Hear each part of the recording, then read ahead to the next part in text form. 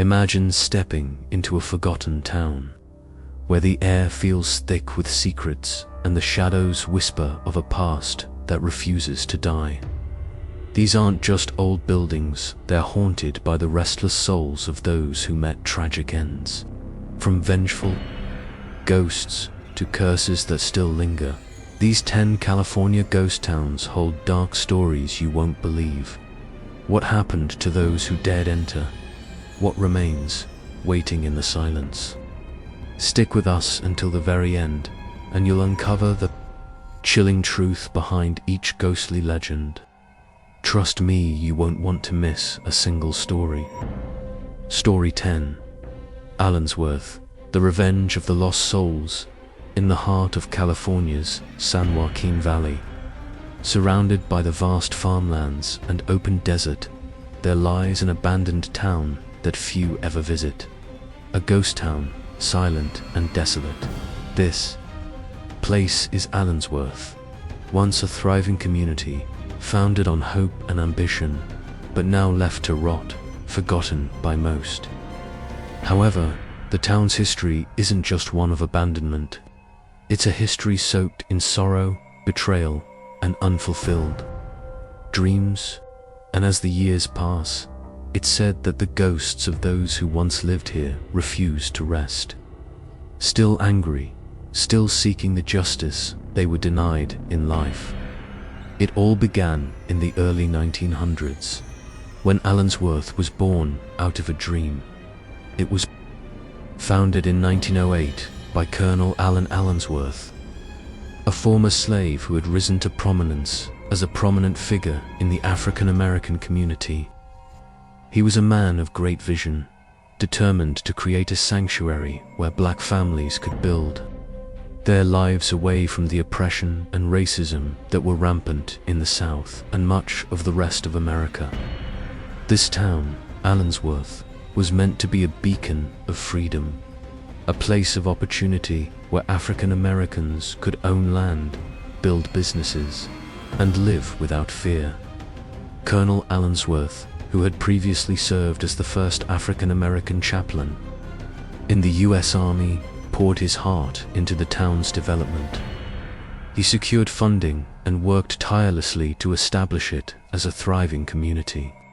The town was designed to be a model of self-sufficiency, with its own schools, churches, businesses, and farms.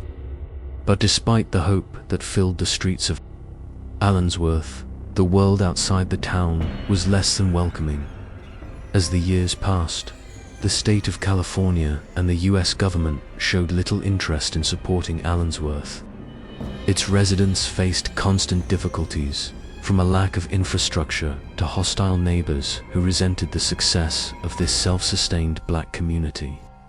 The most significant blow came when the Southern Pacific Railroad decided to bypass the town, setting up its train station several miles away. This left Allensworth isolated, cut off from vital transportation routes, and doomed to slowly fade into obscurity. Despite the hardships, the people of Allensworth kept fighting to hold on to their dreams. But the devastating blow came in 1920. That was the year the California state government turned its back on the town. Without support and facing immense economic challenges, Allensworth began to die. The population slowly dwindled, and businesses closed their doors. By the 1940s, the town was all but abandoned. But even as the buildings decayed and the streets emptied, something else began to stir. The restless spirits of the people who had built Allensworth and seen their dreams shattered refused to fade away. Whispers began to spread about strange occurrences in the old, abandoned buildings. Some claimed to hear the sound of children laughing in the schoolhouse long after it had closed. Others said they saw figures standing in the windows of the decaying houses, watching them as they passed by. The more time passed, the more stories began to surface, stories of the vengeful spirits of Allensworth, still angry, still seeking retribution for the injustice they had suffered. It's said that the first ghostly encounter occurred on a hot summer night in the 1950s. A local farmer, who lived miles away from the town, was driving along the old road near Allensworth when his car suddenly broke down. He tried to fix the engine, but the heat was unbearable, and the sun had long since dipped below the horizon. He decided to take a walk to try and find help, but when he turned onto the old, dusty road that led into Allensworth, he was struck by a strange feeling. It was as if the air around him had grown heavier, more oppressive. He pressed on, his boots kicking up the dry earth as he made his way toward the old town. As he walked, the sound of footsteps echoed behind him, but when he turned, no one was there. His heart began to race, but he couldn't shake the feeling that someone or something was following him. As he reached the edge of the town, he noticed the silhouette of a figure standing in the doorway of one of the abandoned houses. The figure was tall, draped in shadow, with no clear features. The man called out, but the figure didn't respond. Instead, it stepped back into the darkness, and the man, overcome with a deep sense of unease, turned and ran. Later, the farmer would tell anyone who would listen about the eerie encounter, but not many believed him. Over the years, however, more and more people reported strange sightings near Allensworth. They spoke of the sound of chains rattling at night, the sight of flickering lights in windows that hadn't been touched in decades, and of shadowy figures seen walking the streets at the stroke of midnight. The most terrifying of these encounters occurred in the late 1970s, when a group of young thrill-seekers decided to visit the abandoned town.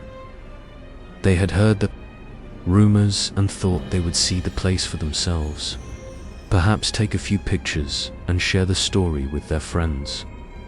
What they found, however, was far more sinister than they could have imagined. It was a cool, moonless night when the group of friends made their way to Allensworth. Armed with flashlights and a sense of bravado, they strolled through the empty streets, laughing and joking. But as they entered the old schoolhouse, the air seemed to change. It grew colder, and the silence became deafening. The walls were covered in peeling paint, and the floorboards creaked under their feet. Suddenly, one of the friends, a young woman named Sarah, let out a blood-curdling scream. Her flashlight flickered and then went out completely. When she tried to turn it back on, a figure appeared in the doorway. The figure was unmistakably human, but its face was obscured by shadows. Its eyes glowed faintly, and it seemed to emanate an aura of deep sorrow and anger. The friends froze, unsure of whether to run or stay. But before they could react, the figure took a step forward. In that moment, all the temperature in the room dropped to freezing, and a gust of wind blew through the broken windows, despite the absence of a storm. "Leave," the figure whispered, its voice haunting and mournful. "Leave, before it's too late." Terrified, the group fled from the building, not stopping until they were miles away. Sarah, who had been closest to the figure, felt a chill in her bones that wouldn't go away for weeks. But the story didn't end there.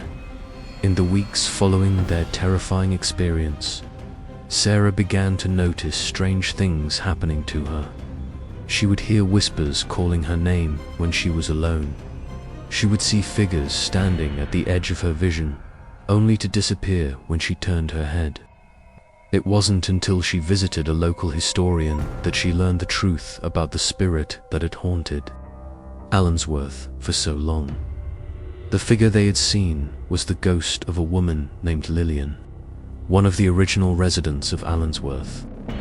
Lillian had lost everything: her home, her family, and her dreams when the town began to fade. Her spirit had become consumed by rage and sorrow, and she now wandered the streets of Allensworth, looking for anyone who dared to trespass on the land that had once been hers. She, like many others, was trapped in a world between the living and the dead, forever seeking the justice that had been denied to her and the other residents of Allensworth. Lillian's curse was not limited to Allensworth alone. It was said that anyone who entered the town would be marked by the spirits of the lost souls. They would never be able to shake the feeling that they were being watched, followed, haunted. It was as if the spirits of Allensworth were determined to make sure that no one would ever forget the injustice that had been done to them. Over the years, more and more people reported experiencing strange phenomena after visiting Allensworth. Some claimed to hear the sounds of children playing in the distance. Others said they were followed by shadowy figures long after leaving the town. But perhaps the most chilling story of all came from a man who spent the night in Allensworth.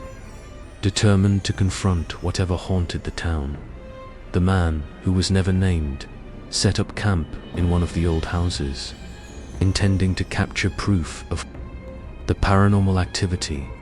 But by morning, he was found lying dead in the dirt, his face frozen in a mask of terror. His belongings were scattered around him, but there was no sign of what had caused his death. Some say he was driven mad by the spirits. Others say he was simply the latest victim of Lillian's curse. And so, the town of Allensworth remains a place of dread, a place where the spirits of the past still linger, forever seeking vengeance. For the wrongs done to them, the souls of the lost residents will never rest, and anyone foolish enough to wander too close to the town will feel their cold, accusing eyes upon them, forever haunted by the ghosts of Allensworth. Story 9. Judd's Peak. The curse of the forgotten grave. At the foot of the Sierra Nevada mountains, hidden deep within the wilderness, there lies a place that few know about. It's not marked on any tourist map, and only the bravest souls dare to seek it out. This place is called Judd's Peak, a remote ghost town, long forgotten by time. It was once a thriving mining town, home to ambitious men and women who sought their fortunes in the unforgiving mountain range. Now, only the ruins of its buildings remain, overgrown with vines, with nature slowly reclaiming what was once theirs. But as eerie as the abandoned houses and decaying structures may seem, the true horror of Judd's Peak lies in a single, mysterious grave. The history of Judd's Peak begins, like many other mining towns, in the late 1800s, fueled by gold fever and the promise of riches. In 1875, a prospector named Thomas Judd, a man known for his fiery temper and strong will, discovered a rich vein of gold deep in the mountains. Word spread quickly, and soon, a bustling town sprang up around his claim. By 1880, Judd's Peak had over 200 people living in it, working the mines, building homes, and establishing a community. It seemed like the town had the potential to survive for years. However, the wealth the town generated came at a steep price. As gold flowed freely from the mines, so too did violence and greed. The more the town grew, the more it became a powder keg of tensions, ready to explode. Disputes over land, property, and ownership of the gold led to endless brawls, and it was said that no one could trust their neighbor. The local law was weak, and the few officers in town struggled to keep the peace. But despite the chaos, the people of Judd's Peak pressed on, determined to carve out a living in a hostile and unforgiving world. Thomas Judd, though, was a man of ambition, driven by a need for power and control. He kept to himself mostly, and those who knew him described him as cold and calculating, with little regard for the lives of others. His obsession with wealth was matched only by his ruthless desire to be the most powerful man in town. And when the mines began to run dry, and the gold became more difficult to extract, Judd's ambition grew darker, As the years went by, more and more miners disappeared, and strange occurrences began to plague the town. People reported hearing ghostly noises echoing through the mountains at night, and some claimed to have seen shadows moving through the ruins. But it wasn't until 1887 that the true terror of Judd's Peak began. That year, an outsider named Martha Owens arrived in town. She was a woman of strong spirit, independent, and unlike most of the women in the mining town, she wasn't afraid to stand up to the men. Martha had come looking for her missing brother, who had worked in the mines of Judd's Peak. He had written her letters about striking it rich, but the correspondence had stopped abruptly. Martha was determined to find out what happened to him, and so she arrived at the town, ready to ask questions and find answers. She immediately noticed something off about Judd's Peak. There was a tension in the air, as if everyone was hiding something. She visited the local saloon to ask around, but every time she brought up her brother's name, the room fell silent. Whispers spread quickly, and Martha soon realized that the men in the town were scared of something, but no one would speak of it directly. As days passed, Martha grew more and more frustrated. She decided to venture deeper into the mountains to explore the mines, hoping that she might find some clues to her brother's whereabouts. But there was one place she was warned to avoid: Judd's Peak Cemetery, where the graves of the miners who had died in the mines were located.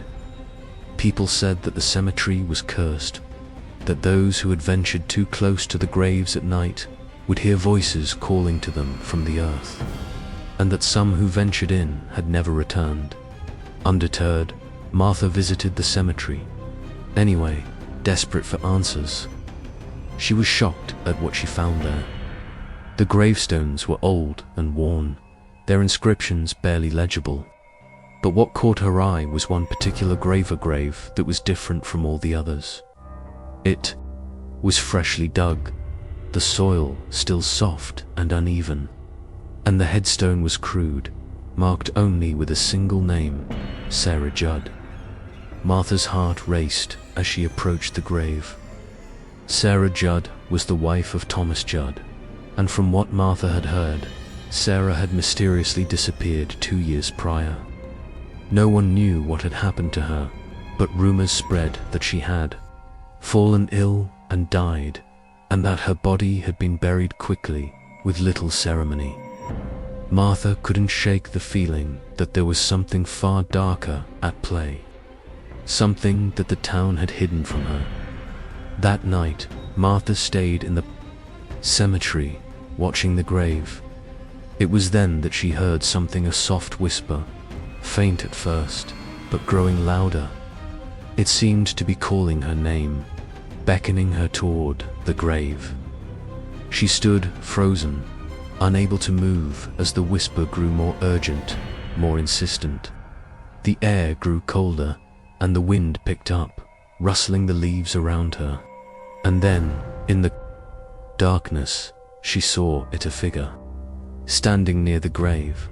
It was the ghostly apparition of Sarah Judd, her face pale and gaunt, her eyes hollow with sorrow. She reached out to Martha, and in a voice barely above a whisper, she spoke. "Help me, please, he killed me." Martha's blood ran cold as she realized the horrifying truth. Sarah Judd had not died of natural causes. She had been murdered by her own husband, Thomas Judd, who had been so obsessed with his gold and power that he had killed his wife to keep her from exposing the truth about his ruthless actions in the mines. The curse of Judd's Peak, the restless spirits of the miners who had died in the mines, had been caused by Thomas Judd's greed and violence. The town of Judd's Peak had been built on lies, and the souls of the people who had died there had never found peace. But Sarah Judd's ghost had returned to haunt her murderer. It was said that she was the one who had cursed the town. calling the spirits of the miners and forcing them to remain trapped in the mountains, forever bound to the land by her tragic death. Martha, terrified but determined to uncover the truth, began her search for evidence of Thomas Judd's crime. She went to his house, now abandoned and overrun with weeds, and found a journal hidden in the attic. The journal belonged to Sarah Judd, and it contained her final, desperate writings. In it, she detailed the growing fear she had felt as her husband's obsession with the gold mines deepened. She described how Thomas had become more violent, how he had locked her in their house and kept her from leaving. She even wrote about how she had found a secret tunnel leading from their house to the mines, evidence of the dark secrets he had hidden from the rest of the town. Martha's heart pounded in her chest as she read the journal, realizing that Sarah had known exactly what her husband was capable of. She had tried to escape, but Thomas had stopped her at every turn. In the end, he had murdered her in cold blood, burying her body in the cemetery to silence her forever.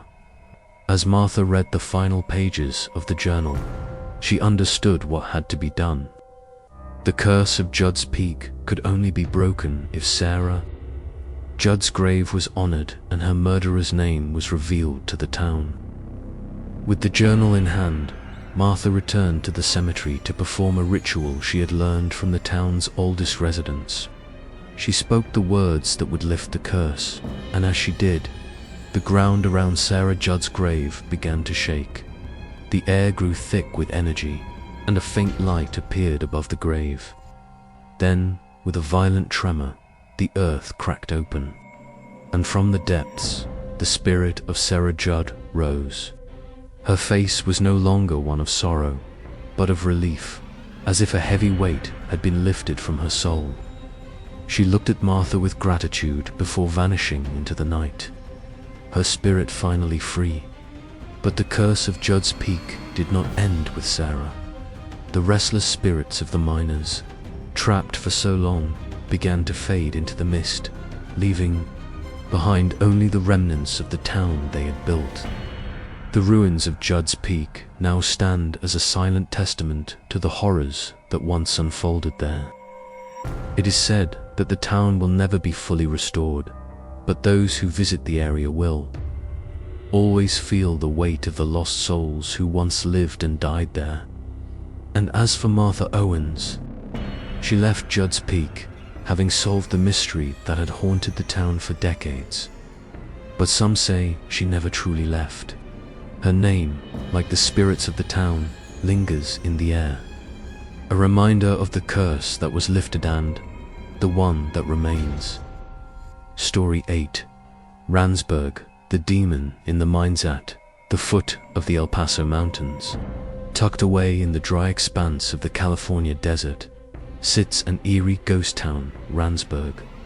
Once a vibrant mining hub in the late 19th and early 20th centuries, it is now a forgotten place, slowly fading into the harsh desert landscape.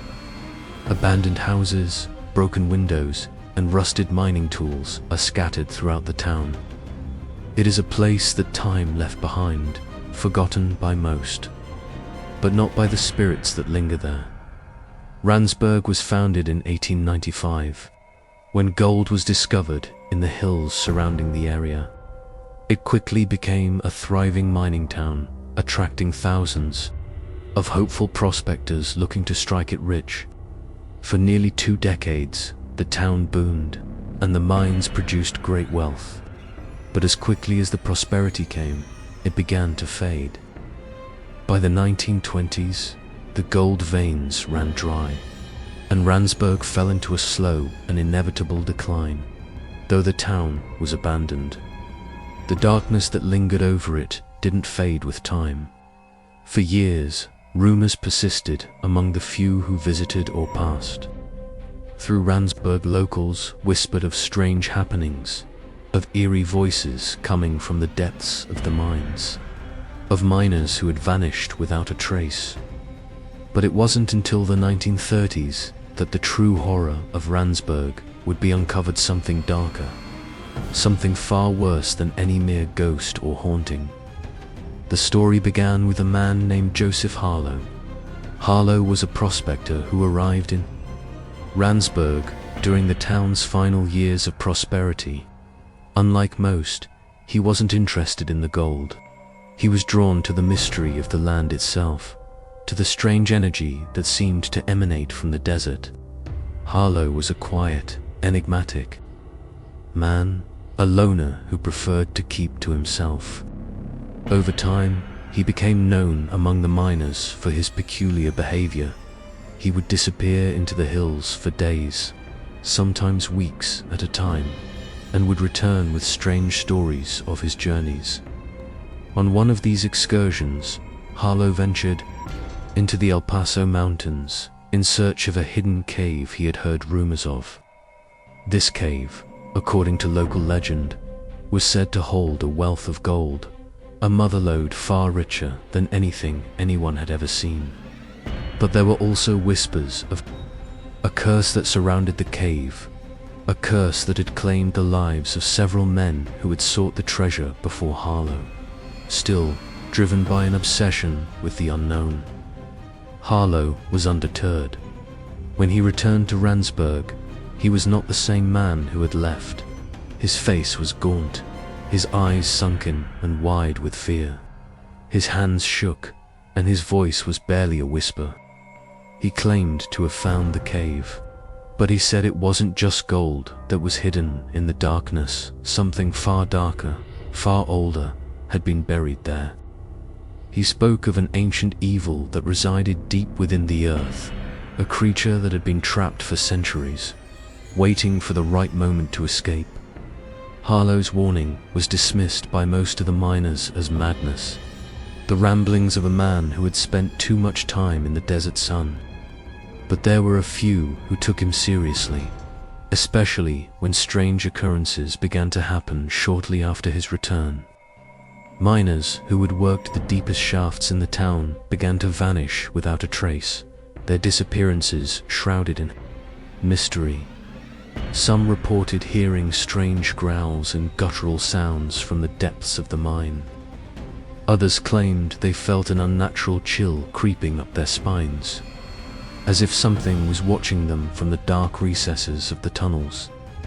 One evening, as a group of miners gathered at the local saloon to discuss the mysterious events, the door swung open and in walked Joseph Harlow. His face was pale and his eyes were wide with terror. He muttered under his breath, words no one could understand, his voice broken and hoarse. When they asked him what had happened, he simply pointed toward the mines and whispered, "It's awake, it's free." With that, he collapsed to the floor and died, his body cold and lifeless, before anyone could even react. The room fell silent, and the air grew thick with tension. Those who were left in Randsburg that night couldn't shake the feeling that something terrible had been unleashed. The next day, a group of brave men, led by a seasoned miner named Frank Calloway, decided to investigate the mines. Armed with lanterns and their tools, they descended into the dark, treacherous tunnels, determined to find out the truth. But none of them ever returned.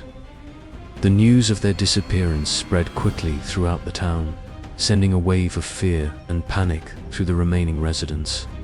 Some said that strange sounds, heavy grinding, like rocks shifting in an earthquake, echoed from the depths of the mine. Others claimed to hear the growls of some beast and the sounds of dragging footsteps, as if something was moving beneath the ground. Hunting the living dot, as weeks passed, more miners and townsfolk disappeared.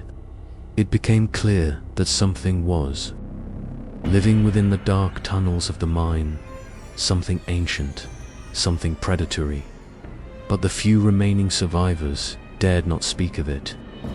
The town, once full of life and hope, was now silent, as if the very air had been drained from it.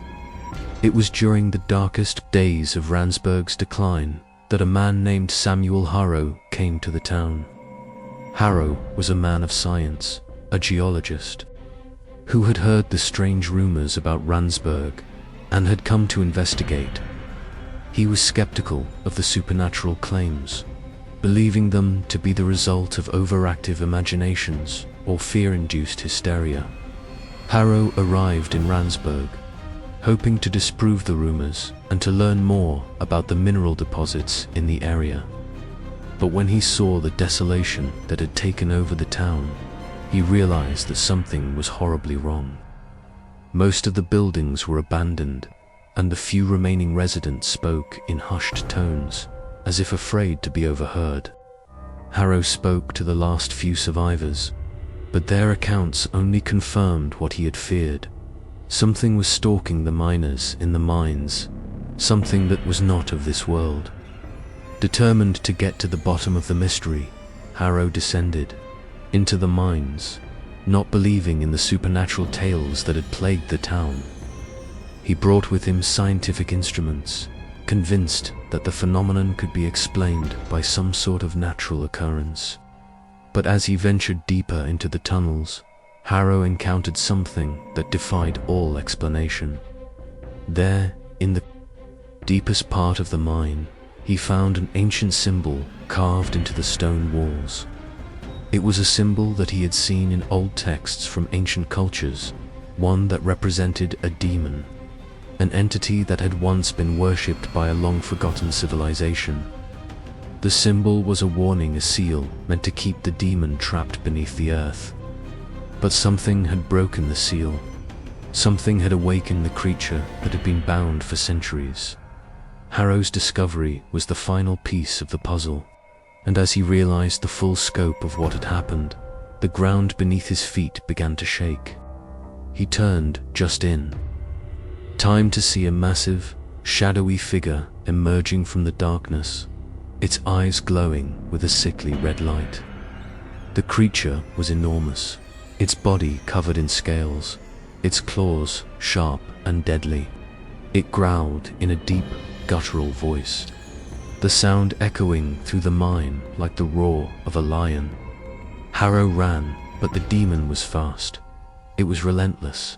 It chased him through the tunnels, its massive claws scraping against the walls, sending rocks and debris falling from above. Harrow barely escaped with his life, but not without scars, both physical and mental. When he finally emerged from the mine, he was a broken man. His hair had turned white, his face gaunt, and his eyes filled with terror. Before he died, Harrow managed to send a letter to the few remaining residents of Randsburg, warning them that the creature was still hunting, still searching for its next victim. But by the time the letter was found, it was too late. Randsburg was abandoned, the last few souls fleeing in fear. Now, decades later, Randsburg is a quiet ghost town, but the mines remain.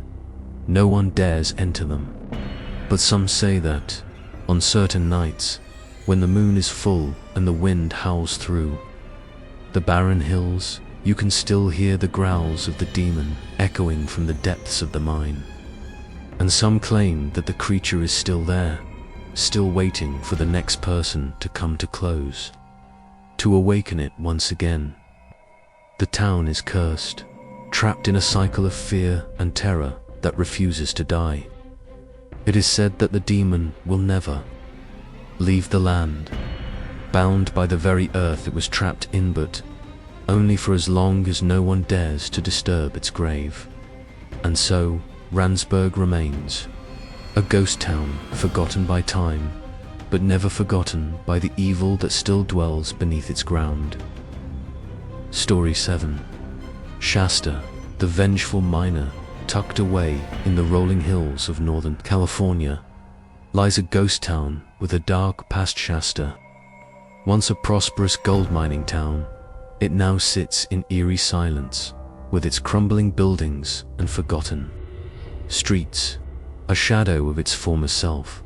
Shasta lingers as a testament to the greed, betrayal, and tragedy that unfolded there during the late 1800s. And beneath the surface of the town's decaying remnants lies a tale so sinister, so filled with rage and vengeance, that it has never truly left. Some say that the ghost of a vengeful miner still haunts the area, seeking revenge for the crimes that were committed long ago. The story of Shasta begins in the early days of the California gold rush. Gold had been discovered in the area in 1849, and by the early 1850s, Shasta had quickly become a bustling town.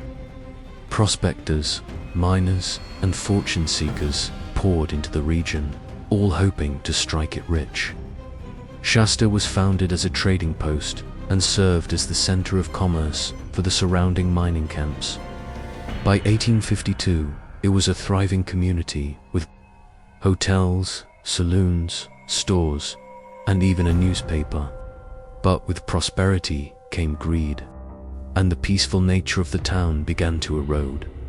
The heart of Shasta's gold mining industry was centered on the mines that were carved into the surrounding hills. Some of the richest veins of gold were found deep within the mountains, and many men worked tirelessly, often in dangerous conditions, to extract the precious metal from the earth. It was a tough and often deadly life, but it was one that promised unimaginable wealth if one was lucky enough to strike gold.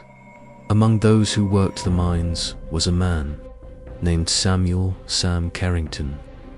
Sam was a seasoned miner, a man in his mid-30s who had spent much of his life digging in the earth, searching for gold. He wasn't a particularly remarkable man in terms of character, but he had a reputation for being hard-working and persistent. In a place like Shasta, these qualities were enough to earn him respect. But despite his work ethic, Sam was not above the darker side of human nature. Like many of the miners who sought their fortunes in Shasta, Sam was deeply consumed by greed. The promise of gold haunted his every waking moment, and he was determined to strike it rich, no matter the cost.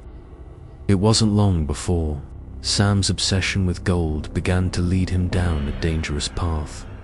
Sam had a mining partner named Henry Fisk, a man who had come to Shasta looking for a fresh start. Henry was a quieter, more reserved man with a deep sense of morality. Unlike Sam, Henry wasn't motivated by the promise of wealth alone. He wanted a better life for himself and his family, but he didn't share Sam's insatiable desire for gold. In fact, Henry often warned Sam that his greed would be his undoing. The two men had worked together for several years, digging in the same mine and slowly accumulating a modest fortune. But as their wealth grew, so did the tension between them. Sam had become obsessed with the idea of finding the richest gold veins in the area, and he became fixated on a particular stretch of the mine that he believed held an untapped fortune. Henry, however, was cautious. He had a gut feeling that there was something off about the area Sam was so determined to explore. One fateful night, as the two men sat around their campfire after a long day's work, Sam announced that he intended to venture deeper into the mine, further than they had ever gone before. He was certain that this was the key to their fortune. Henry, weary from years of labor and seeing his partner's obsession with gold spiraling out of control, pleaded with him to wait. "We've made enough, Sam," Henry said quietly. "We've done well. It's time to stop before something bad happens." But Sam was deaf to his partner's warnings. His eyes were wild with excitement as he spoke of the riches that awaited them. He ignored Henry's pleas, determined to press on. "You're afraid of the dark, Henry," Sam scoffed, a smirk spreading across his face. "You're afraid of the unknown, but I'm not. I'm going to find that gold, and we're going to be rich beyond our wildest dreams." Henry's heart sank as he realized that Sam had already made up his mind. Sam wasn't listening to reason. He was too far gone in his greed. The next morning, Sam set off alone into the mine, leaving Henry behind. As the hours passed, Henry grew more and more anxious. The mine was a labyrinth of narrow tunnels, and the deeper one went, the more dangerous it became. Henry had a bad feeling about this, and he decided to follow Sam. He couldn't let his partner go alone into the dark.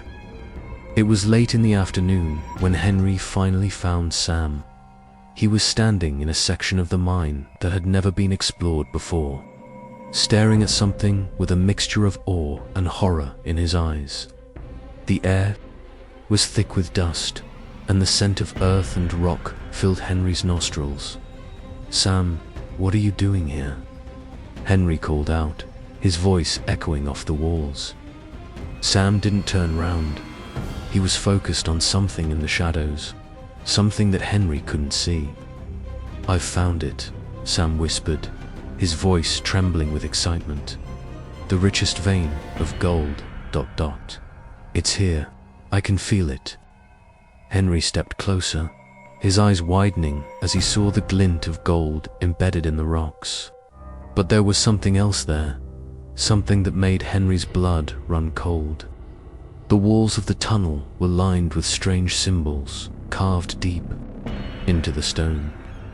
They looked ancient, as though they had been etched by a long-forgotten civilization. And in the darkness, Henry could hear a faint sound, low growl, barely audible, but unmistakably menacing.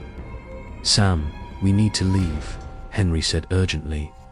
"This place, ... it's cursed. These symbols, they're not from any miner I've ever heard of. Something isn't right here." But Sam wasn't listening. He was too consumed by the gold, too entranced by the promise of wealth. He began digging at the rocks, pulling away the earth with frantic energy. It was then that Henry heard it growl, louder this time, followed by a heavy, scraping sound, as if something was shifting beneath the earth. "Sam," Henry cried, grabbing his partner's arm, "we need to get out of here, now." But it was too late. With a deafening roar, the ground beneath their feet shook, and the earth cracked open. A dark figure, hulking and twisted, emerged from the shadows of the mine. Its eyes glowed red, and its body was covered in scales, like something from a nightmare. It moved with terrifying speed, slamming Sam against the wall of the mine with an unnatural strength. Henry stood frozen in horror as the creature turned its gaze toward him. Its eyes were filled with malice, and its lips curled into a wicked grin. In that moment, Henry realized that whatever this creature was, it was not of this world. It had been awakened by Sam's greed, released from the depths of the earth where it had been trapped for centuries. The creature lunged at Henry, but he managed to scramble backward, narrowly avoiding its claws. He ran, his heart pounding in his chest as he fled through the dark tunnels, desperate to escape. Behind him, he could hear the creature's growls and the sounds of Sam's screams, fading into the distance. Henry didn't stop running until he was outside, gasping for air, his body trembling with fear. He turned to look back at the mine, but it was as if the earth itself had swallowed it whole. The entrance was gone, replaced by a massive rock slide that blocked the path. Days later, Henry returned to Shasta, but it was too late. Sam was never seen again. The town was in chaos, and rumors spread like wildfire about the creature in the mine. Some said it was a demon, others claimed it was a vengeful spirit, but no one knew for sure. All they knew was that something terrible had been awakened in the depths of the earth. Henry tried to tell his story, but no one believed him.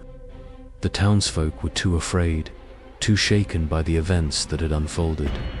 And as the years passed, the legend of the vengeful miner grew, becoming a story told around campfires and in hushed tones.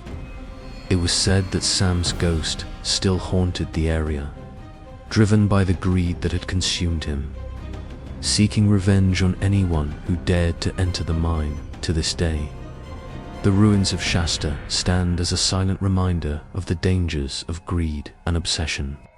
The mine remains closed, its entrance sealed by time and earth. But those who venture too close to the ruins of Shasta still report hearing strange sounds, growls, whispers, and the sound of heavy footsteps in the distance.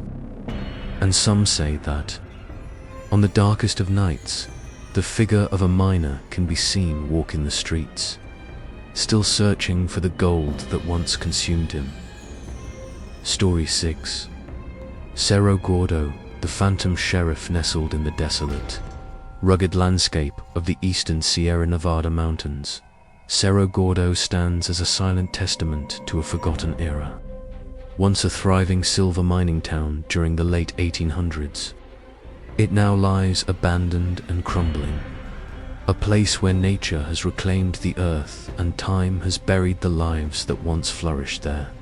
Yet beneath its dust-covered ruins lies a dark and tragic tale of betrayal, vengeance, and a restless spirit that refuses to leave. Cerro Gordo was founded in 1865, when silver was discovered in the nearby mountains. The town quickly grew, attracting miners, traders, and other opportunists who sought to cash in on the rich deposits of silver buried beneath the earth.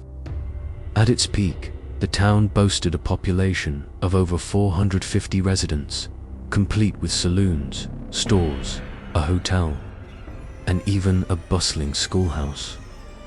The town was alive with energy and promise as men dug deep into the mountainside, hoping to strike it rich. But like so many Bhutan towns, Cerro Gordo's prosperity was short-lived. As the silver mines began to deplete, so too did the town's fortune. By the early 1900s, the population had dwindled, and what was once a lively community became a desolate ghost town, abandoned by all but a few souls who couldn't let go of the life they once had. But even after the town's last resident left, the story of Cerro Gordo was far from over. For the vengeful spirit of a sheriff who had once ruled the town still haunted its silent streets. The sheriff in question was Samuel Hargrove, a lawman, who had been known for his strict, no-nonsense approach to maintaining order in the town. Hargrove wasn't a large man, but he had an imposing presence, with sharp eyes and a calm demeanor that inspired fear and respect in equal measure. He had been elected sheriff of Cerro Gordo after the previous sheriff was found murdered under mysterious circumstances. Many believed that Samuel had been chosen precisely because of his stern nature and his willingness to deal with the lawless, elements that often crept into the mining towns of the West. But for all his sense of duty and justice, Sheriff Hargrove was not above corruption. He was known to take bribes from some of the town's more unscrupulous residents, turning a blind eye to the occasional act of violence or illegal dealings, as long as it benefited him. This moral ambiguity earned him both admiration and resentment.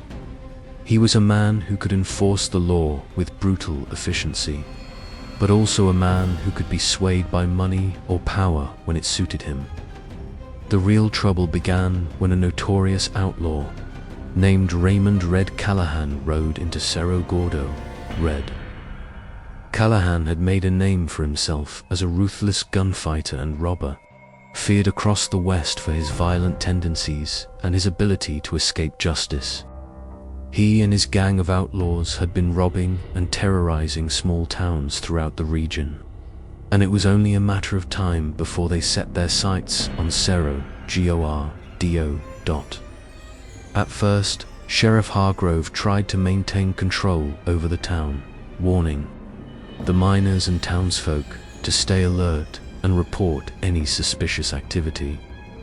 But Red Callahan was cunning. and he knew exactly how to play on the sheriff's weaknesses.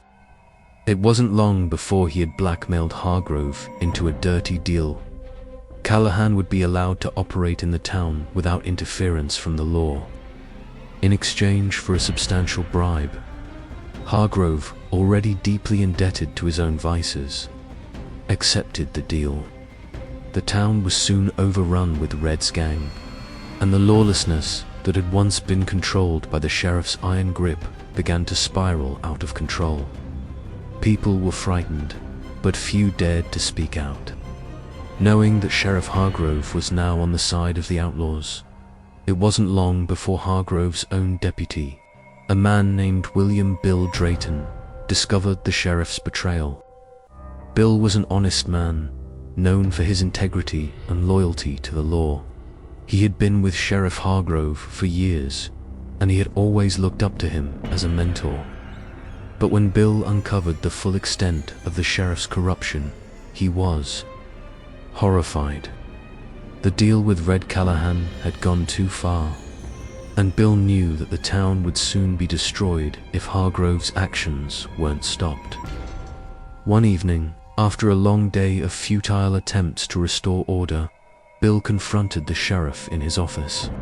The two men exchanged harsh words, with Bill accusing Hargrove of selling out to Red Callahan and betraying the very oath he had sworn to uphold. Hargrove, however, was unrepentant. He told Bill that he had done what he needed to survive, that the law was only a tool to control people, and that survival in the Wild West required pragmatism, not idealism. Bill, disgusted by the sheriff's words, drew his pistol. He told Hargrove that he could no longer stand by and watch as the town was destroyed. The sheriff, who had never expected such defiance from his deputy, reached for his own revolver. The two men faced off in the dim light of the sheriff's office, their guns drawn and their hands trembling with the weight of what was about to happen. In the end, it was Bill who fired first. The bullet struck Sheriff Hargrove in the chest, sending him crashing to the floor. His eyes widened in shock, not from the pain, but from the betrayal he felt in his final moments. Bill stood over him, his gun still raised, his face a mixture of sorrow and resolve. He had done what he believed was right, but in doing so, he had sealed his own fate. Hargrove died in the office that night, and Bill, realizing what he had done, fled the town before the dawn could break. He knew that there would be no justice for him, no trial, no chance for redemption. He had killed the sheriff, a man who was both his mentor and his greatest adversary. Bill disappeared into the desert, leaving Cerro Gordo behind. But even though the lawless reign of Sheriff Hargrove had come to an end, his presence lingered in the town. It didn't take long for the residents of Cerro Gordo to begin reporting strange occurrences and unexplained noises in the dead of night, a shadowy figure stalking the streets, and the unmistakable sound of boots echoing through the empty streets. At first, it was dismissed as superstition, the product of anxious minds. But soon, even the most skeptical among the townsfolk could no longer deny it. Sheriff Hargrove had returned, but not in body. His spirit, filled with rage and betrayal, had become a phantom, cursed to haunt the town he had once ruled. The townspeople spoke of sightings of a tall figure dressed in a sheriff's uniform, walking the streets at night, his face obscured by a wide-brimmed hat. Some claimed to hear the click of his boots on the wooden planks of the saloon, while others reported seeing his shadow flicker in the corner of their vision. And those who ventured too close to his ghostly presence often found themselves inexplicably drawn to the sheriff's office, as though they were being pulled by an unseen force. It was said that Sheriff Hargrove's ghost was not a mindless specter, but a spirit of vengeance. He was not content to simply watch over the town. He sought out those who had wronged him, and he would stop at nothing to make them pay.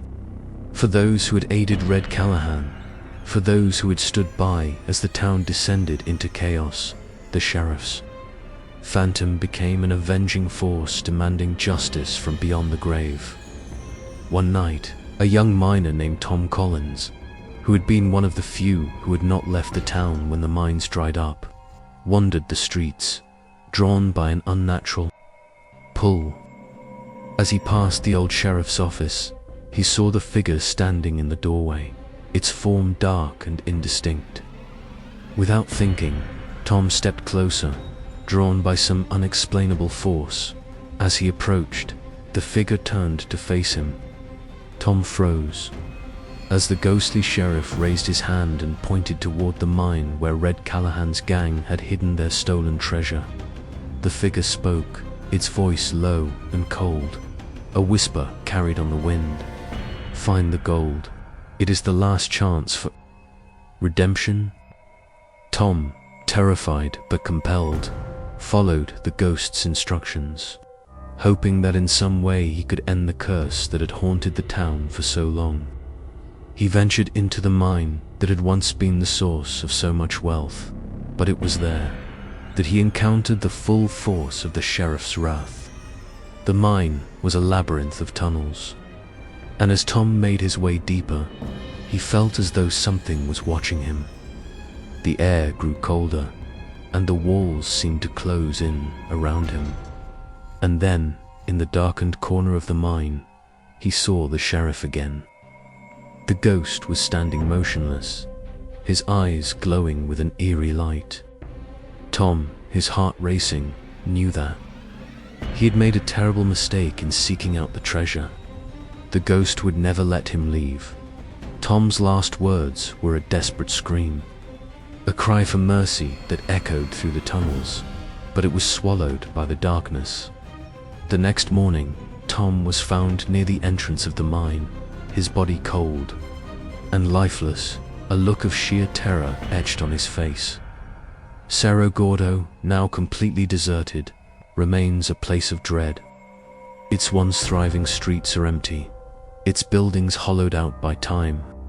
But the phantom of Sheriff Hargrove is still said to walk the streets at night, seeking justice for a crime that was never properly punished. It is said that the curse of the phantom sheriff will never be broken, that the spirit of Hargrove will remain in the town, forever bound to the land he once ruled. And anyone who dares venture into Cerro Gordo after dark may hear the sound of boots echoing in the distance, and feel the presence of the vengeful sheriff, watching, waiting for the next soul to cross his path. Story 5. Old Sacramento, the murder at the dock. Old Sacramento, with its cobblestone streets and historic buildings, stands as a reminder of the city's bustling days during the California Gold Rush. Located along the Sacramento River, the town was once a thriving port where goods were unloaded and fortunes were made. Saloons and hotels lined the streets, filled with prospectors, traders, and adventurers from every corner of the world, all hoping to strike it rich. But beneath this seemingly prosperous facade was a dark undercurrent of crime, betrayal, and murder that would leave a permanent mark on the city's history. The year was 1852, and Sacramento was in its prime. It was a city teeming with life, from the sound of ships docking at the riverfront to the constant chatter of people haggling over gold.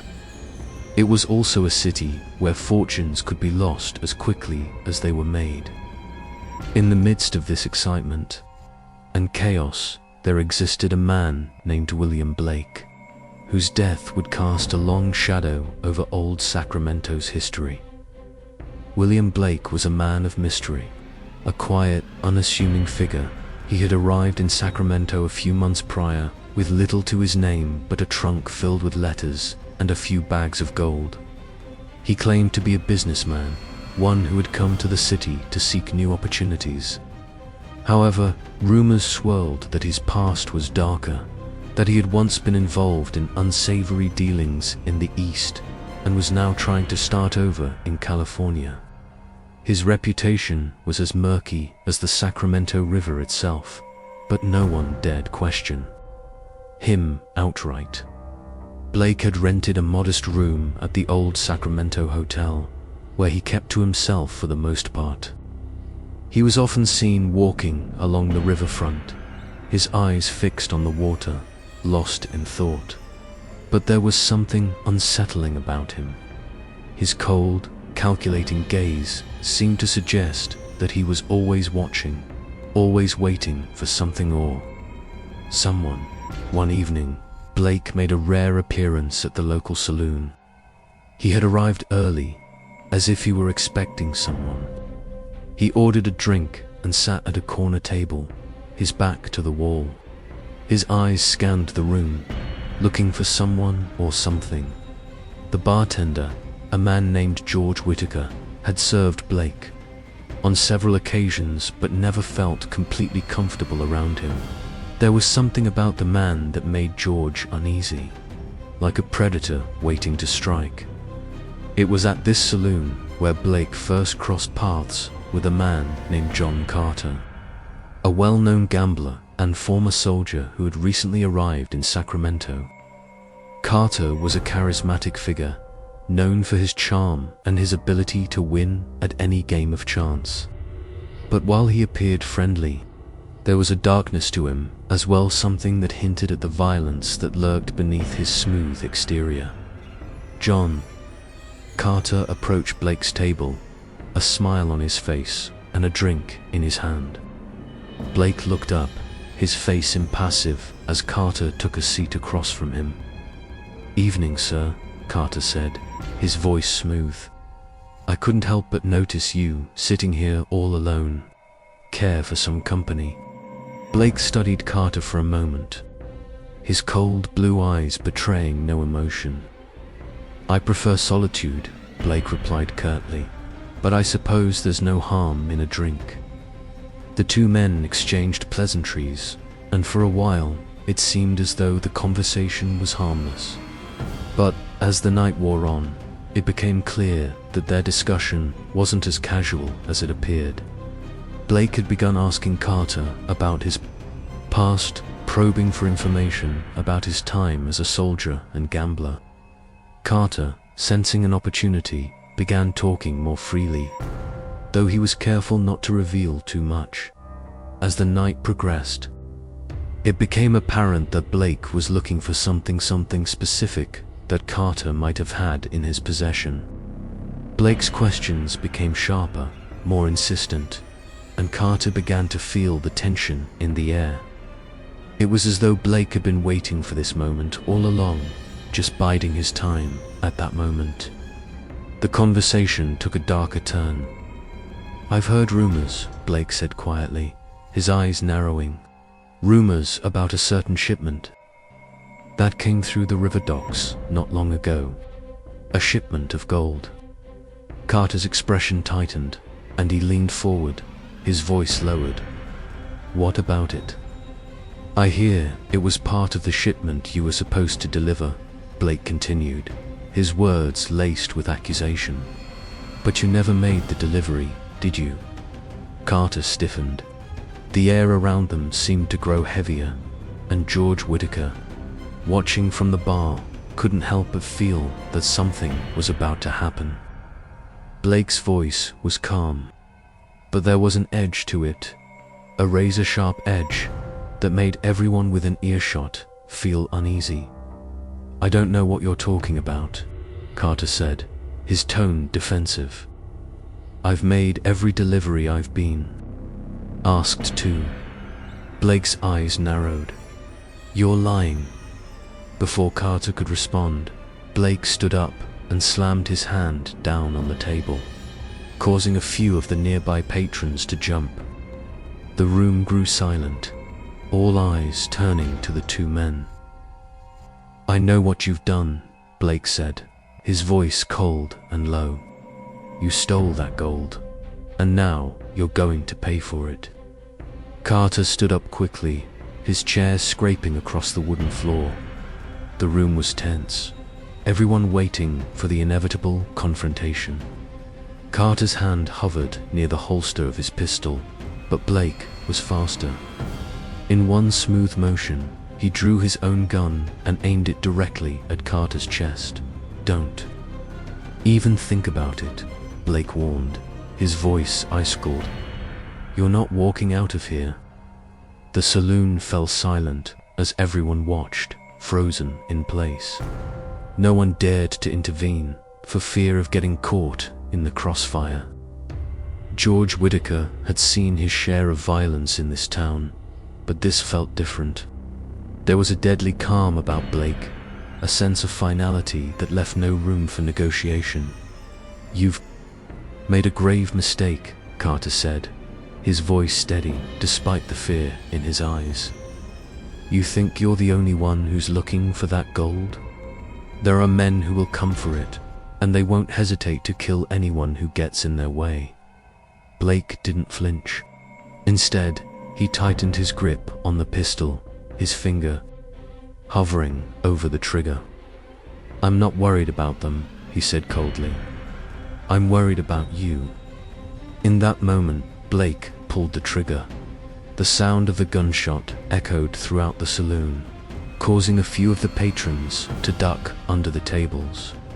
Carter staggered backward, clutching his chest, before collapsing onto the floor. Blood spread across the wooden planks, pooling around his body. Blake stood over him for a moment, his expression impassive, before he slowly holstered his gun and turned to leave. The room was deathly quiet, save for the sound of Carter's labored breathing as he bled out on the floor. As Blake exited the saloon, he was met with a cold night breeze. He didn't look back. He didn't need to. The deed was done, and he had gotten what he wanted, what he had been, after all, along. Carter was dead, and Blake would stop at nothing to secure the gold for himself. But that was not the end of the story. The murder of John Carter sent shockwaves through old Sacramento. Word quickly spread, and rumors of Blake's involvement in the theft of the gold began to circulate. Blake had made enemies, and it wasn't long before a group of men, including some of Carter's associates, came looking for him. They tracked him to the riverfront, where he had been staying at a small house by the docks. There, they cornered him, demanding that he surrender. Blake, knowing that his time had come, fought back with everything he had. But in the end, the men overpowered him. They shot Blake dead on the very same docks where Carter had been killed. His body left to rot as a grim reminder of the consequences of greed. But the story didn't end there. Years later, as the city of Sacramento grew and Old Sacramento became a historic district, strange reports began to surface. Locals and tourists alike began to speak of eerie occurrences at the docks where Blake had died. Some claimed to see a shadowy figure standing near the water, watching as boats passed by. Others reported hearing the sounds of footsteps echoing through the empty streets at night, followed by the unmistakable sound of a gunshot. And sometimes, when the night was particularly quiet, people claimed they could hear a voice, low and cold, whispering from the darkness, "You stole what was mine." Old Sacramento may have moved on, but the ghosts of its past have never truly left. Blake's vengeful spirit lingers forever, haunting the docks, forever seeking justice for the murder he committed, and the gold that was never his. Story 4. Columbia, the tragic death of Columbia, California, once a bustling gold rush town in the heart of the Sierra Nevada foothills, now stands as a living ghost town, frozen in time. Its streets, lined with Victorian storefronts and historic homes, echoed the footsteps of long-forgotten lives. The town, which saw its heyday in the 1850s, was a vibrant center of commerce, where gold was mined, fortunes were made, and dreams were both realized and dashed. Today, Colombia is a state park, preserving the rich history of the gold rush era for tourists who come from far and wide to witness the faded glory of a bygone era.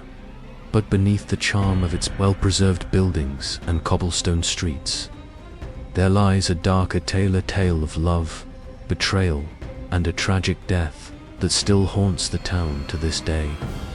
The story of Mary Patterson, a young woman whose love affair with a local miner ended in a devastating tragedy, is a tale that has been passed down through generations of Colombia's residents. It is said that her spirit never left, and that her restless soul still roams the streets, searching for justice and a love that was lost too soon. Mary Patterson was the daughter of a prominent family in Colombia. Her father, Henry Patterson, was a successful gold miner who had come to the area in search of his fortune. He had built a small but prosperous home on the outskirts of town, where he and his wife, Elizabeth, raised their only daughter, Mary. Was a beautiful, gentle soul, known for her kindness and her striking blue eyes that seemed to reflect the sky above. She had grown up surrounded by the wealth and success that came with the gold rush, but she had always been more interested in the people of the town than in the riches that could be found beneath the earth. Mary was not like the other young women. In Colombia, while many were focused on finding wealthy suitors or securing a future with a well-off businessman, Mary was different. She was more interested in the miners who worked the land, the men who lived rough and toiled day and night, in the hopes of striking it rich. Among them was a young man named Tom Evans, a miner who had recently come to Colombia in search of gold. Tom was a tall, rugged man with dark hair and piercing green eyes. He was everything that Mary had dreamed of: handsome and kind-hearted. Unlike many of the men in town who were consumed by their thirst for gold, Tom had a quiet dignity about him. He worked tirelessly in the mines, but he also spent his spare time helping those in need and offering a helping hand to anyone who required it. It was this humility, combined with his rugged good looks, that drew Mary to him. The two met one summer evening at the local saloon. Mary had gone there with a group of friends to enjoy a night of music and dancing, something that was a rare treat in a town so consumed with the pursuit of gold. Tom was sitting alone at the bar, nursing a drink and quietly observing the room. When their eyes met, Mary felt a flutter in her chest, an undeniable pull toward this man she had never seen before.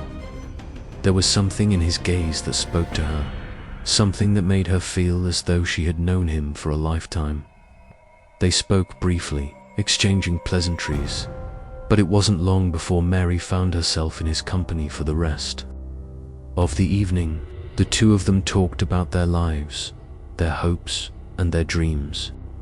Tom spoke of the hardships of life in the mines, while Mary told him about her father's success in the gold rush and her desire for something more than the life she had been born into. By the end of the evening, they had formed an undeniable connection, one that neither of them could ignore. In the weeks that followed, Mary and Tom's relationship blossomed. They spent countless hours together, walking through the town, exploring the hills surrounding Colombia, and talking late into the night by the river. It was clear to everyone who saw them that they were deeply in love, but their happiness was not meant to last. Henry Patterson, Mary's father, had always been a man who valued wealth and status above all else. He had made his fortune through the gold mines, and he expected his daughter to marry someone who would add to their family's prosperity. When he found out about Mary's relationship with Tom Evans, he was furious. Tom was a miner, not a businessman, and certainly not someone who could offer Mary the wealth and security that Henry believed she deserved. "You can't be serious about this." "Mary," her father had said one evening, his voice stern and commanding, "this man is beneath you. He's just another gold digger, the same as every other man in this town. You deserve better than this." Mary, who had always adored her father, was heartbroken by his reaction. She had hoped he would see the goodness in Tom the way she saw it. But it was clear that her father would never approve of their relationship. She tried to reason with him, explaining that love couldn't be measured by wealth or status, but Henry was unmoved. He forbade her from seeing Tom again, warning her that if she chose to pursue the relationship, she would be disowned. Despite her father's threats, Mary continued to see Tom in secret. The two of them would meet in the quiet hours of the morning, or late at night, away from the watchful eyes of the town. But their secret love affair couldn't remain hidden forever. One fateful evening, as Mary and Tom were walking along the edge of town, they were spotted by one of Henry Patterson's business associates, a man named Charles Monroe. Charles had been a friend of Henry's for many years, and he was one of the most influential men in Colombia. When he saw Mary and Tom together, he immediately recognized the danger it posed to the Patterson family's reputation. He went straight to Henry with the news, and it wasn't long before Mary's father confronted her in a fit of rage. Henry locked Mary in her room and demanded that she end the relationship with Tom immediately. "You are mine to control," he yelled. "You will do as I say, or you will never see the light of day again." Devastated and torn between the love she had for Tom and her loyalty to her father, Mary found herself in a terrible position. She didn't want to lose her father's love, but she couldn't imagine life without Tom. The pressure became unbearable, and Mary was forced to make a choice that would ultimately seal her tragic fate. The next morning, Mary went to the river to meet Tom one last time. She couldn't bear the thought of never seeing him again, and she had made up her mind. They would leave Colombia together and start a new life, far away from her father's control. As Mary waited by the water, she heard footsteps approaching. She turned, hoping it was Tom, but instead, she found herself face to face with her father, Henry. His face, red with fury, strode toward her with a gun in his hand. He had followed her, determined to stop her from leaving with Tom, no matter the cost. "You're not going anywhere," Henry growled, his voice trembling with rage. "Not with him. You're mine, and you will stay here, where you belong." Mary, horrified by the sight of her father holding the weapon, tried to reason with him. "Please, Father, I love him. You don't understand." But Henry's rage was all-consuming. In a blind fit of anger, he raised the gun and fired. The shot rang out, and Mary fell to the ground, a look of shock and disbelief on her face. Her father stood over her, his hands shaking as the gun fell to the earth beside him. He had done the unthinkable. He had killed his only daughter. Tom arrived moments later, drawn by the sound of the gunshot. He rushed to Mary's side, but it was too late. Her blood stained the earth beneath her, and her eyes were already closed. The love story that had once seemed so promising had ended in the most tragic way imaginable. The news of Mary's death spread quickly through the town, and the entire community was shaken by the brutal murder. Henry Patterson was arrested, but his remorse was clear. He had lost everything: the love of his daughter, his dignity, and his sense of self. The trial that followed was brief, and Henry was found guilty of manslaughter. But no punishment could ever undo the damage he had caused. As for Mary, her spirit did not rest. It is said that her ghost still haunts the streets of Colombia, forever searching for Tom, forever searching for a love that was stolen from her too soon. Visitors to the town often report strange occurrences, cold spots in the air, the sound of a woman crying in the night, and the occasional glimpse of a figure walking the streets near the river, her blue eyes reflecting the moonlight. Mary's tragic story has become a part of Colombia's folklore, a tale of love and loss that has been passed down through the generations. It is said that if you walk the streets of Colombia at night, you may hear her whispers carried on the wind, calling out to the one she loved, and longing for the life that could have been. Story 3. Cerro Gordo, the phantom sheriff. In the parched, sun-baked hills of the eastern Sierra Nevada, hidden deep within the rugged wilderness of California, lies the forgotten ghost town of Cerro Gordo. Once a bustling mining town during the silver rush of the late 19th century, Cerro Gordo now sits abandoned, its silent streets and dilapidated buildings a haunting reminder of the dreams and tragedies that once filled its dusty corners. What remains of this once thriving community is a skeletal ruin swallowed by time and nature's relentless reclaiming of the land. But beneath the silent and empty remains of the town is a storier, chilling tale of vengeance, betrayal, and a restless spirit that has never found peace. The history of Cerro Gordo is one of fortune and ruin, much like many of the gold and silver boomtowns that sprung up across the West in the wake of the great mineral discoveries. Founded in 1865 by a group of miners, Cerro Gordo quickly became one of the richest silver mining towns in the region. By 1871, it boasted a population of over 500 residents, a hotel, a general store, saloons, and all the trappings of a bustling frontier town. The mines were rich with silver, and fortunes were made. But, as is often the case in the lawless West, prosperity was followed by violence, and the promise of wealth soon gave way to greed, corruption, and bloodshed. At the heart of this story is a man named Sheriff Samuel Hargrove, a man whose name would come to be synonymous with both justice and terror in the town of Cerro Gordo. Hargrove was appointed as the town's sheriff in 1871, during a time when the town's rapid growth had given rise to a lawless element of bandits, thieves, and gamblers. The silver mines attracted men of every kind, some looking to strike it rich, others simply looking to take what they could by force. Sheriff Hargrove was a man who had seen the darker side of humanity, and he was determined to keep order in a town that had known little of it. Hargrove was a man of sharp wit and an iron resolve, known for his quick justice and ruthless approach to law enforcement.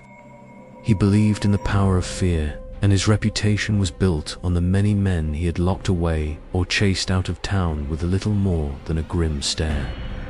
However, what most didn't know about Hargrove was that his personal life was as complicated and dark as the town he had sworn to protect. He had a long-standing feud with a local outlaw named Jake Morgan, a notorious gunslinger and robber who had made a name for himself by terrorizing mining towns all across the West. Morgan had made his way to Cerro Gordo and was rumored to be working with a gang of thieves, setting his sights on the silver riches of the town. Hargrove and Morgan had clashed before. The sheriff had arrested Morgan on more than one occasion, and the outlaw had always managed to escape or be released on technicalities. Morgan's gang was known for robbing stagecoaches, rustling cattle, and intimidating anyone who stood in their way, and Hargrove's determination to bring them to justice only deepened the animosity between the two men. But it wasn't until one fateful night in 1873 that their rivalry would take a deadly turn. It was a cold evening when Morgan and his gang made their move on Cerro Gordo. The miners were finishing up their day's work, the streets growing quieter, As the night drew in, Sheriff Hargrove was sitting in his office, a mug of whiskey in hand, when he received word of a robbery taking place near the town's silver vault. Without hesitation, Hargrove gathered a small posse of loyal men, all eager to catch Morgan and his gang in the act.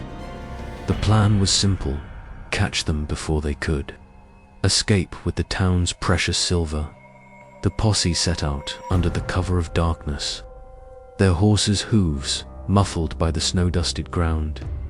They tracked Morgan and his gang to a narrow pass just outside the town, a place where the road bent sharply and the mountains pressed in on all sides. It was there that they ambushed the outlaws, and a deadly gunfight ensued. Bullets flew through the air, and the sound of gunfire echoed through the pass, shattering the silence of the night. In the chaos, Sheriff Hargrove found himself face to face with Jacob Morgan. Morgan had always been known for his quick draw, and the two men exchanged shots at close range. Hargrove was grazed by a bullet across his shoulder, but he managed to take down one of Morgan's men. It was then that Morgan did something unexpected. He fled into the night, disappearing into the shadows of the mountains. The posse gave chase, but by the time they reached the ridge, Morgan and his gang were gone. The next morning, the town was in shock. The robbery had been thwarted, but the cost was high. Several of Hargrove's men had been killed in the gunfight, and Sheriff Hargrove himself was injured. But it was not the physical wounds that haunted him. It was the knowledge that Morgan had escaped once again. Hargrove swore that he would stop at nothing to capture the outlaw, and he redoubled his efforts to bring Morgan to justice. But the events of that night would set in motion a tragedy that would forever alter the fate of Cerro Gordo. Over the following weeks, Sheriff Hargrove became obsessed with catching Morgan. His once strong sense of justice was clouded by personal vengeance, and he began to make reckless decisions. He pushed his men too hard, sent them on dangerous missions, and alienated those who had once supported him. But his obsession only grew as rumors spread that Morgan was hiding out in the mountains, planning his next move. Then, one fateful evening, the sheriff received a tip. A man had seen Morgan at a nearby cabin, a remote location high in the hills. Hargrove, eager to finally capture his nemesis, immediately gathered a small group of men and set out to confront Morgan once and for all. The posse trekked through the harsh mountain terrain, their path lit only by the pale light of the moon. When they reached the cabin, they found no sign of Morgan. The building was empty, but there were signs of recent activity, footprints in the snow and the faint smell of tobacco in the air. Hargrove ordered his men to search the area, and as they combed the surrounding woods, they found a trail leading to a nearby silifith. It was there, at the edge of the cliff, that Hargrove made a tragic mistake. As he approached the edge, he saw a figure in the distance. It was Jacob Morgan. The outlaw had been watching them from afar, and as Hargrove advanced, Morgan opened fire. The shot missed Hargrove, but struck one of his men, knocking him to the ground. In the chaos that followed, Hargrove made a split-second decision. He charged at Morgan, gun drawn, determined to bring him down. But Morgan was faster. He fired again, and this time, the bullet struck Hargrove in the chest. The sheriff fell to the ground, his gun slipping from his hand as he gasped for breath. Before his men could react, Morgan disappeared into the darkness, leaving behind the wounded sheriff and the chaos of his final battle. Hargrove was found hours later, barely alive, by his men, who rushed him back to town, but it was too late. Sheriff Samuel Hargrove died from his wounds, the life slowly fading from his body as his men looked on in helplessness. as the news of Hargrove's death spread. The town of Cerro Gordo mourned the loss of their sheriff, but the darkness surrounding his death remained. The town knew that Morgan had escaped again, and that the law in Cerro Gordo would never be the same. But there was something even darker at play. Hargrove's death marked the beginning of a series of strange and unexplainable events in the town. Within days of the sheriff's funeral, locals began reporting strange sightings. Some said they had seen a tall figure in a sheriff's uniform walking the streets at night, his face hidden by the brim of his hat. Others spoke of hearing heavy footsteps in the darkness, followed by the unmistakable sound of a gunshot echoing through the town's empty streets. Over time, the stories grew more persistent. People claimed to have seen Hargrove's ghost wandering the streets of Cerro Gordo, his spectral figure draped in a lawman's uniform, carrying the weight of vengeance in his unblinking eyes. It was said that the spirit of Sheriff Hargrove had returned not for justice, but for revenge of vengeance that he had been denied in life. His ghost haunted the streets of Cerro Gordo, seeking out those who had wronged him, punishing them for their complicity in his death. The most chilling part of the legend was the sheriff's final act.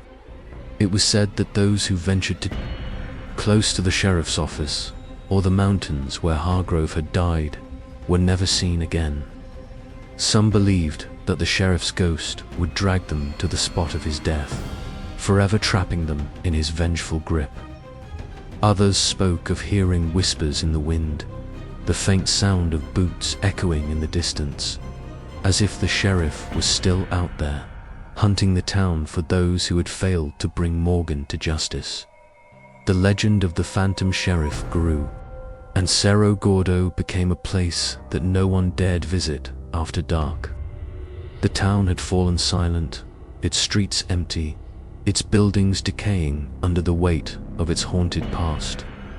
And to this day, visitors to Cerro Gordo often claim to hear the sound of footsteps on the wind, or see the figure of a lawman standing in the distance, watching, waiting, and perhaps still seeking the justice he was never given in life.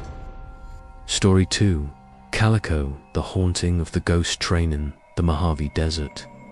Where the vast expanse of sand stretches endlessly beneath a blazing sun, lies the ghost town of Calico. Once a booming silver mining town, Calico now stands as a historical monument to California's wild and untamed past. The town, which was established in the 1880s after silver was discovered in the surrounding hills, saw its population swell to thousands as miners flocked to the area in search of riches. The town's fortunes grew as rapidly as they diminished, with the value of silver fluctuating and the mines slowly running dry. By the 1890s, the silver boom that had brought Calico to life had turned to dust, and the once thriving town began to crumble. The mines were abandoned, the saloons shut their doors, and the dusty streets grew eerily quiet. Yet, even as the last of the miners packed up and left, something lingered in the town's shadowy presence, a sense of something left unfinished, something unresolved. As the years passed and Calico fell into obscurity, its reputation as a ghost town grew. Rumors swirled of strange occurrences and unexplained phenomenal, whispers of spectral sightings, eerie sounds, and mysterious lights in the distance. But among the most chilling tales was the story of the ghost train of Calico, a legend that still haunts the town to this day. The story begins in the late 1800s, during the height of Calico's silver rush. One of the most crucial elements in the town's prosperity was the railroad that connected Calico to other mining towns and to the larger cities in California. The Southern California Railroad had extended its lines to Calico, making it a key transportation hub for silver shipments. The trains that came through Calico carried not only precious metals, but also the hopes and dreams of the miners, who worked tirelessly to extract their wealth from the earth. But as with many the wealth and excitement eventually faded, and the trains began to stop coming. By the early 1900s, the railroad had abandoned its routes to Calico, and the town was left to face its fate alone. The last train to leave the town was a steam locomotive that pulled away from the station on a foggy night in 1905, carrying the final shipment of silver and leaving the town behind. After that, no trains passed through Calico again, or so everyone thought in the years that followed. As Calico's decay continued, locals began to speak of strange happenings in the dead of night. People who lived nearby reported hearing the sound of a train whistle in the distance, faint at first, but growing louder as if it were approaching the town. Some claimed to hear the rhythmic clattering of train wheels on the tracks, followed by the hissing of steam, as though the train was making its way through the once active station. It was always the same late at night, when the wind howled through the desert and the moon hung high in the sky. Those who ventured out to the tracks in search of the sound would find nothing, only the dusty, silent rails stretching out into the desert, empty and unmoving. Yet the stories persisted. The ghostly train, it seemed, had never truly left Calico. The legend of the ghost train grew stronger with each passing year. According to some, the spectral train was said to appear on the very tracks where the last locomotive had departed so many years ago. The train was always described as an old-fashioned steam engine, its windows glowing with an eerie light, and its whistle piercing the stillness of the night. Its presence was always accompanied by an overwhelming sense of unease, a foreboding that seemed to come from the very earth beneath the tracks. Those who claimed to have witnessed the train said that it was as if the very air around it had been charged with an unnatural energy, heavy and thick. One of the most famous encounters with the ghost train occurred in 1923, when a group of travelers, lost in the desert, found themselves stranded near Calico. They had been following an old dirt road that they hoped would lead them to a nearby town. But as the sun set and the temperature dropped, they realized that they were hopelessly lost. Desperate for shelter, they decided to explore the ghost town of Calico, hoping to find some refuge for the night. As they wandered through the ruins, they came across the old train station, now a crumbling structure of wood and iron. The air was thick with dust, and the silence was oppressive. The travelers decided to camp out near the station, thinking that it would be a safer place than the open desert. As they gathered around a small fire, one of the men, a man named Charles McGinty, decided to explore the tracks. It was while walking along the rails that McGinty heard the sound, the unmistakable sound of a train whistle in the distance.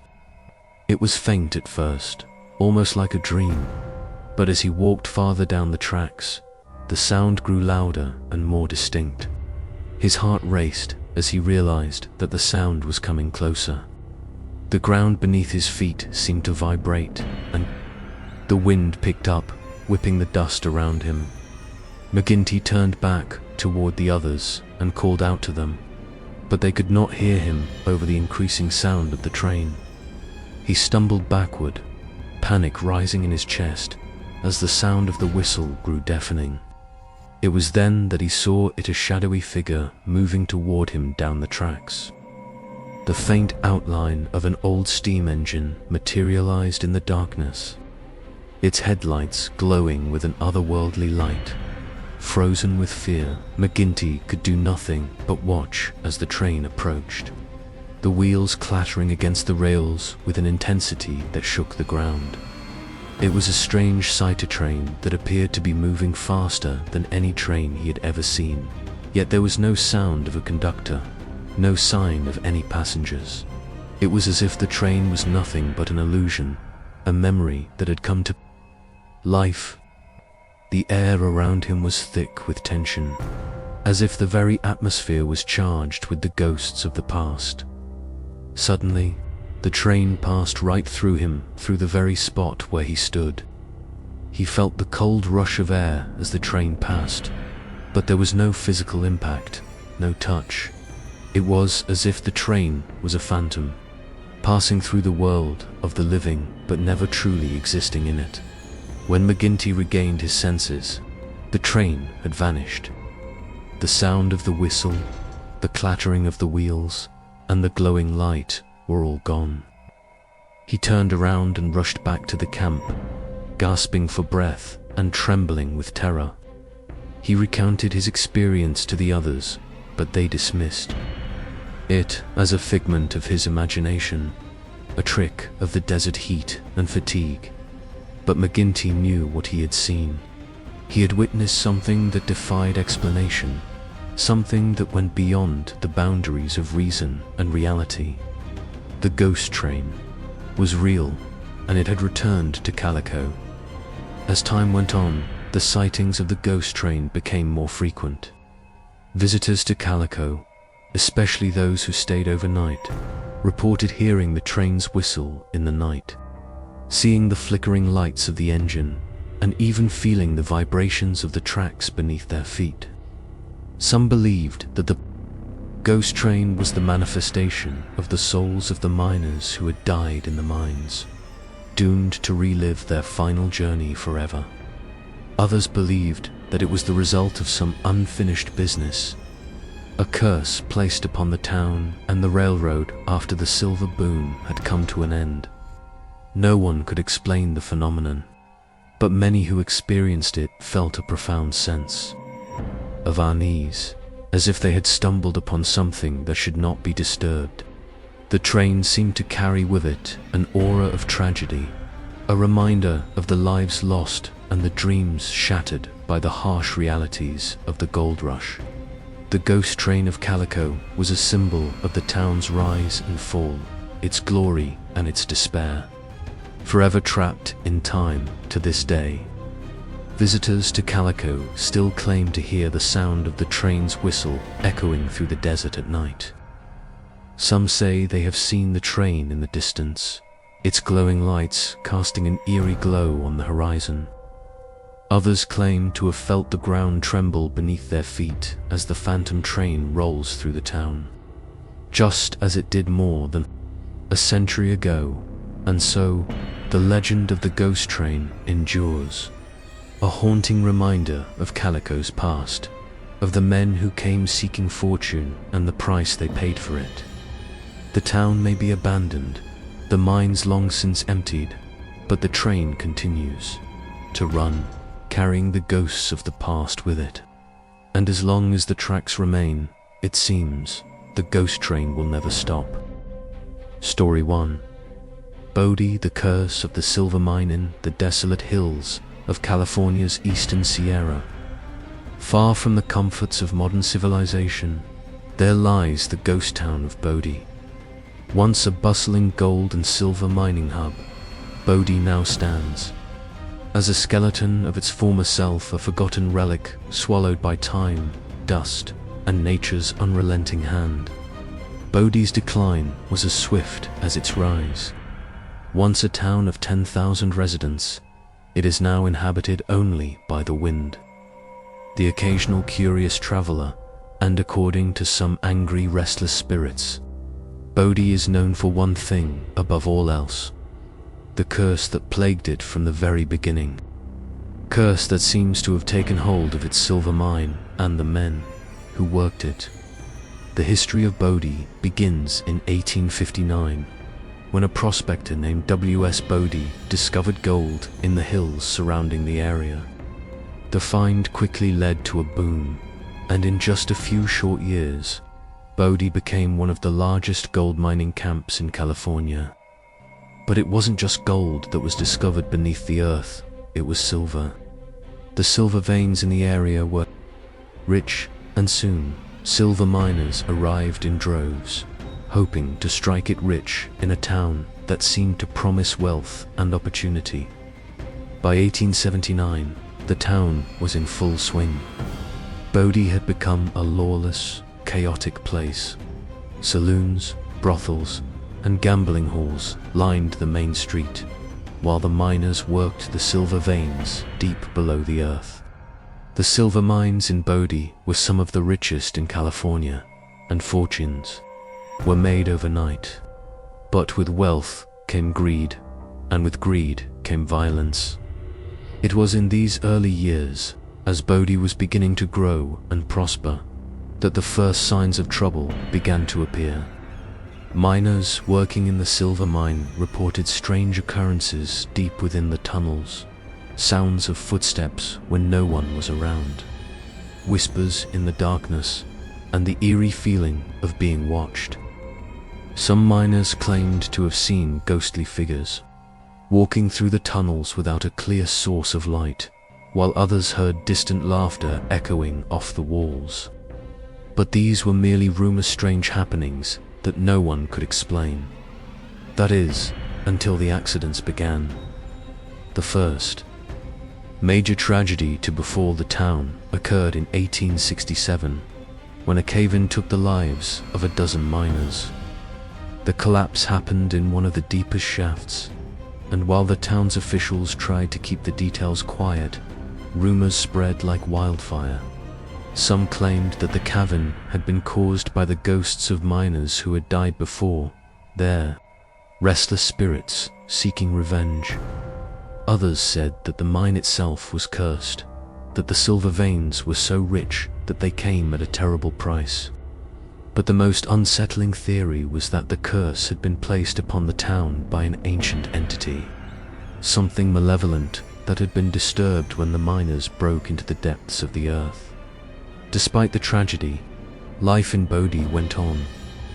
The town continued to thrive as silver poured from the mines, bringing more miners, merchants, and adventurers to the area. The population swelled, and Bodie became a rough-and-tumble town where fortunes were made, lost, and sometimes stolen. But the accidents kept coming.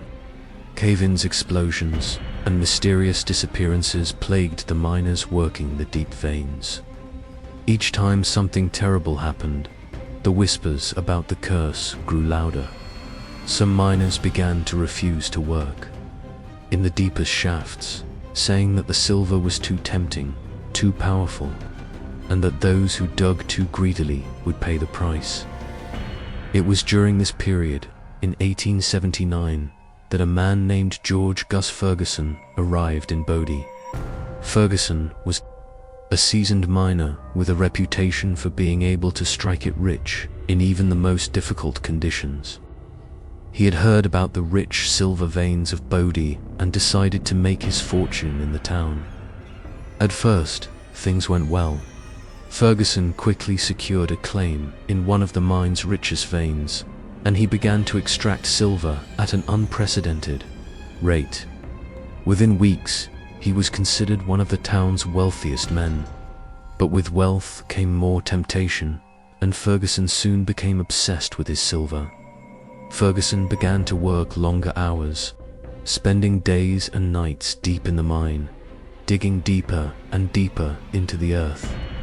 The mine had become an obsession for him, and his once friendly demeanor began to change. He grew paranoid, irritable, and distant, rarely speaking to anyone outside of his workers. He would often stay in the mine for days at a time, sleeping only when exhaustion forced him to rest. His wealth continued to grow, but so did the rumors about his strange behavior. It was then that the first strange incident occurred. One night, after Ferguson had been in the mine for nearly a week without rest, his foreman went down to check on him.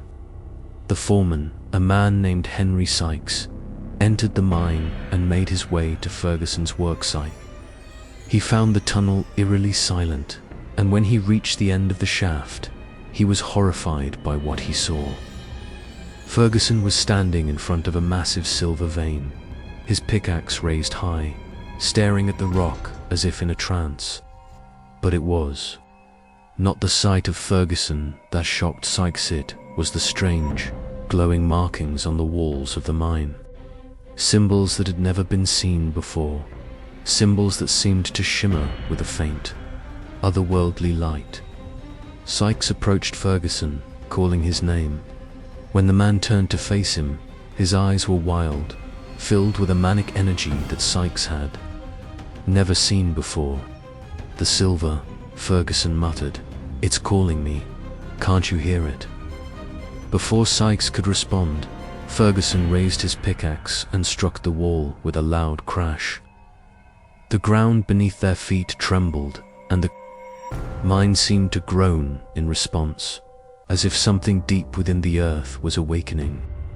Sykes grabbed Ferguson by the arm, attempting to pull him away from the shaft, but it was too late. The mine shook violently, and before they could escape, a section of the tunnel collapsed. The walls cracked, and dust filled the air, choking them. When the dust settled, Sykes was the only one left standing. Ferguson was gone. The tunnel had collapsed, trapping him deep within the mine. His body was never recovered.